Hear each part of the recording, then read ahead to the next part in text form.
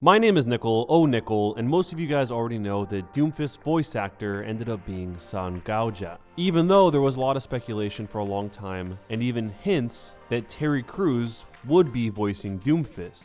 And this video is actually going to go through a couple different responses after the fact that Terry Crews wasn't Doomfist to kind of summarize the entire aftermath, because I haven't actually talked about the individual pieces of this in other videos yet. So first I'm going to show you guys the response that Terry Crews gave outside of Twitter regarding Doomfist getting another voice actor, and then more recently it was actually discussed by the Overwatch team at San Diego Comic-Con. So we get to see both sides of the coin back to back. The part that most of you guys probably already remember was on July 6th, the same day that Doomfist hit the PTR, Terry Crews tweeted out that he will always love Overwatch and everyone at Blizzard, and that Doomfist is incredible and he's happy to have had all the fans' consideration. So in an interview that Terry Crews did with PC Gamer, Terry Crews mentioned Overwatch, and since he did mention Overwatch, he was asked about Doomfist. They asked him, since he already created a mock interview and the Overwatch community was seemingly crying out for you, were you expecting a call from Blizzard? And then he said that it was funny because he went down to Blizzard and they were talking about possibilities, and he realized that he didn't want to be the guy that hijacks a game. So it's kind of interesting that he puts it in those terms, that he felt like he was hijacking the game, or that he would have been hijacking the game had he done it. But then he went on saying that the creators had their vision and he didn't want to mess that up. And then he even repeats it again, saying that he wasn't interested in trying to hijack the game. He said that he let them know whatever fit into their program he would love to do. So when he saw that Doomfist was created and that they went with another guy, it was actually quite perfect. And that he can honestly say they made a move that's better for the game, which is what they're about. And then ultimately that he knows people are upset,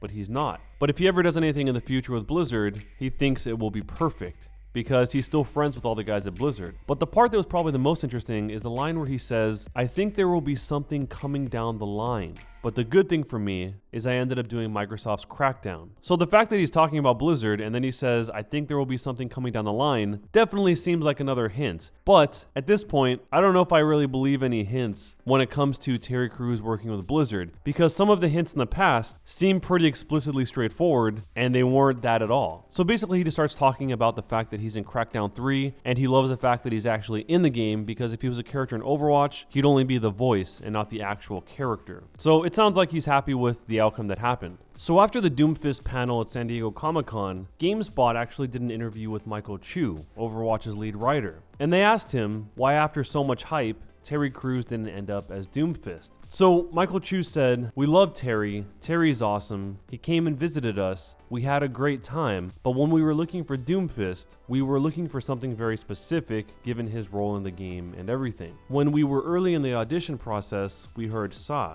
who's the actor who plays Doomfist, and he just blew us away immediately. Once we heard his voice, it was like, holy crap, that's Doomfist." And then apparently Michael Chiu went on to talk about the number of flavors that Sa is able to bring to the role. He's able to bring all of these different aspects of the character to life. So anyway, it's just kind of interesting to see the perspective from both sides once the dust has settled completely. One last thing that GameSpot asked the Overwatch devs was based on the question that happened during a panel when two different fans asked when the next healer character would be added to the game. So the question was, were the devs surprised? And Jeff Goodman said he was surprised that it came back to back with multiple people and he wasn't expecting that, but adding another hero would be awesome. He said there's so much potential, especially healing in a game like Overwatch, because it's a very unique mechanic. Ana is so different than any other healers, and we have a bunch of prototypes in place with different mechanics. There are certainly healer prototypes in the mix, so it'd be fun to come up with them pretty soon, hopefully. So based on just hearing that, the fact that they actually have healers in the prototype phase makes it sound like the next hero might actually be a healer. But then again, they've said before that lots of different heroes are always in the prototype phase, so it's probably not just exclusively healers. And the one role that we haven't gotten a new character in yet is defense. Ana was our healer added to the game, Sombra and Doomfist are both offense,